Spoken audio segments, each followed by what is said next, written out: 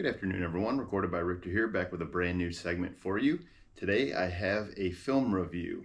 In full disclosure, I'm working on a music piece right now for Little Simz, and it's going to give some history on Little Simz as an artist, coming up as an actor and a performer, and then I'm going to deep dive on her new project, Lotus, which I just got in the mail back there. I have it sitting behind me there.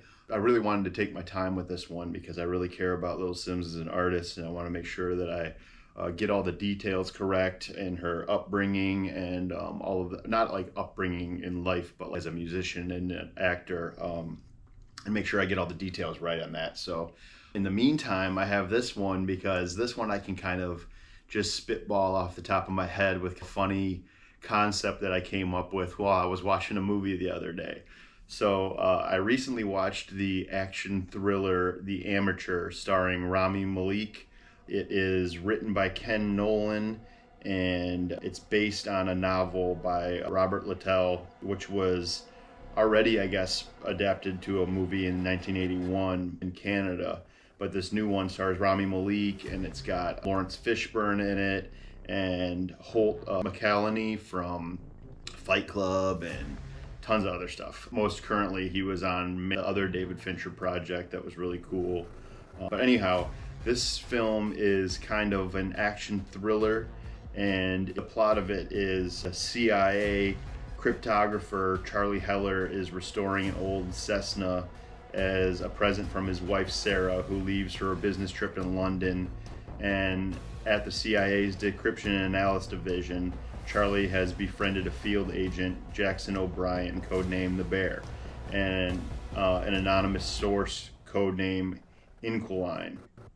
And basically the gist of this film, I'm not going to just read it off of Wikipedia here, is that his wife, while away on a business trip in London, is part of this group of hijackers that basically take a bunch of people captive, and his wife is murdered.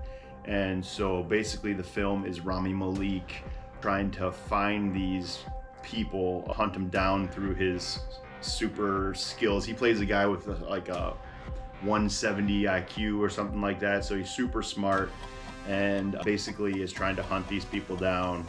And it's your typical kind of Hollywood blockbuster action thriller, which is like chock full of unbelievable scenarios. But throughout the whole movie I was pretty entertained, and I was mostly entertained because of what was going on through my head as I was watching this movie. So about a decade prior to this movie coming out, Rami Malek starred in this show that I was obsessed with called Mr. Robot. It premiered on USA, and it starred him and also Christian Slater and Carly Chaikin and Portia Doubleday, Martin Wallstrom. There was a bunch of great actors, B.D. Wong. But anyways, there was kind of some parallels between Mr. Robot and The Amateur. So in Mr. Robot, Elliot plays this like cybersecurity guy. He works for this firm that gets hired by other big corporations to run cybersecurity for them, to protect them from hackers and this and that. But by night, he is a hacker and starts developing this. He takes down like little local criminals here and there when he's starting, but then gets recruited by this like big network of hackers to try to take down corporate America. And the show was just so well done. It's by Sam Esmail, who I'm like patiently waiting for his next project because I'm just like such a fan of his work. The way that they film stuff, the music, it was just awesome. There was episodes that were done like a 4-act play that was like some of the most compelling television I've ever watched in my whole life. But the cool thing is Elliot Alderson on Mr. Robot is basically this like kind of reclusive dude that has social anxiety disorder, and so he has a hard time making friends, hard time with like love interests. He dresses in all black. He's always got his hood on, so he's always keeping to himself. And in ways I can relate to that, because I definitely get social anxiety for sure, especially now that I don't drink alcohol. Holy crap. It's like a different level now. But it's funny because in The Amateur, it's a similar job. He's doing cybersecurity stuff for the CIA, but he's like this buttoned up, family man who's almost the polar opposite of Elliot Alderson in who he is.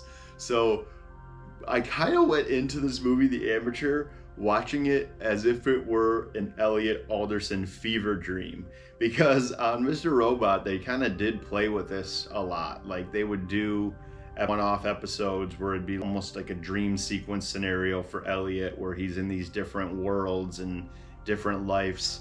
And so that's kind of how I was watching The Amateur. I kept watching it like this was actually Elliot, and instead of the character that he was playing in The Amateur that was kind of doing this mission and as it went down. And I just thought it was a fun way to watch the movie.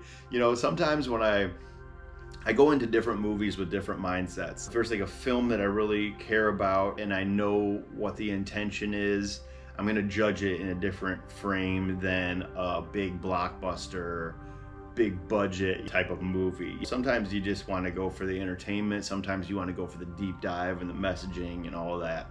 And that's kind of what I went into The Amateur with. I really enjoyed it and thought it was fun. John Barenthal was also in it. I forgot to mention him. It was nice to see Lawrence Fishburne. I hadn't seen him in anything besides being on the History Channel in a little while, so I thought that was fun. And while I'm here, I did kind of want to read, because I just was on Wikipedia looking at Sam Esmail, and since Mr. Robot, he hasn't been doing a ton of stuff, so I wanted to kind of read off. So there was, in 2023 is the most recent thing that he did, and that was a movie called Leave the World Behind, which was like apocalyptic psychological thriller. It had Julia Roberts, Ethan Hawke, Mahershala Ali, Kevin Bacon. So like the cast was outstanding, and I actually thought this movie was pretty entertaining and pretty well done. It was a straight to Netflix though. I was kind of bummed about that. I was hoping it would get like I guess it did have select theater release, but I was kind of hoping it would have been a theatrical release thing. I really like films that are pushing to get back into the theaters. It kind of disappoints me when movies come straight to the streaming services. There's this new David Fincher is doing a sequel to Once Upon a Time in Hollywood that's going to center around Brad Pitt's character, which is strange because Fincher is doing a sequel to a Quentin Tarantino movie.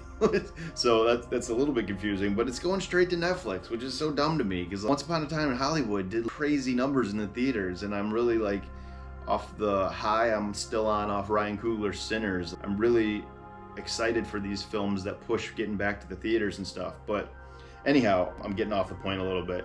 So Leave the World Behind was Sam Esmail last project, but now I've just looked on here and it looks like he has a new project called Panic Carefully in the works. It's an upcoming American thriller film written and directed by Sam Esmail, and it's going to star Julia Roberts, Elizabeth Olsen, Brian Tyree Henry, who I've been a big fan of recently.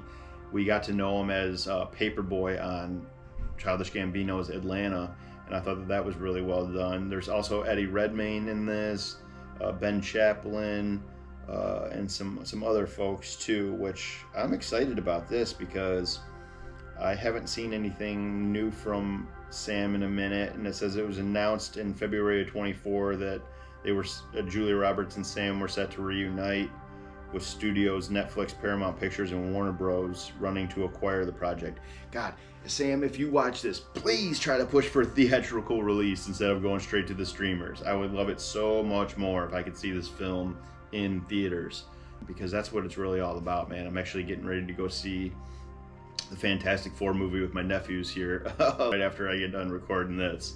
So if you're a Mr. Robot fan, maybe go into this new project or The Amateur with it being an Elliot fever dream in your mind the way that I did. I found it really entertaining in that sense, and thought it was pretty cool. It's high action and it's just a lot of fun kind of movie. It's obviously doesn't even compare to Mr. Robot to me.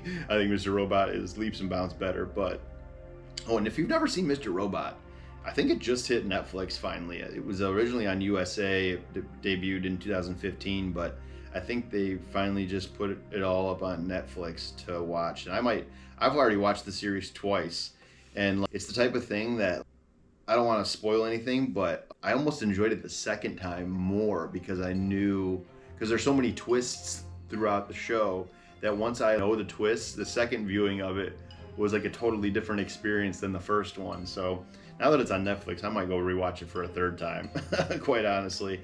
But anyhow, that's all I want. I didn't want to come on here with a very long piece or anything today, so that's where I'm at with it.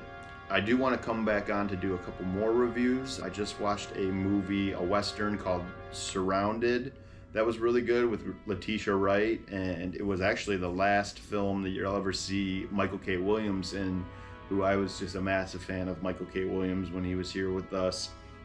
Just a brilliant actor. The Wire, he was great in Boardwalk Empire.